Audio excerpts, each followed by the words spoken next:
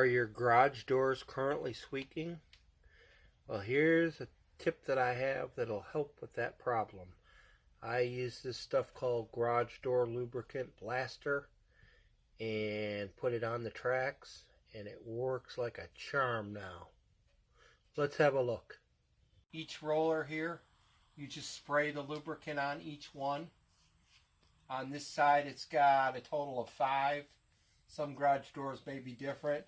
Each of these rollers, you just spray some of this on, let it work in. It'll take about 15-20 seconds to work in, and you won't have any more squeaking.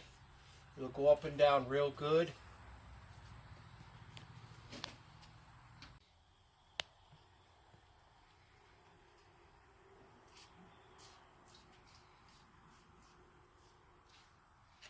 Each side, spray it in. It's just a nice little trick.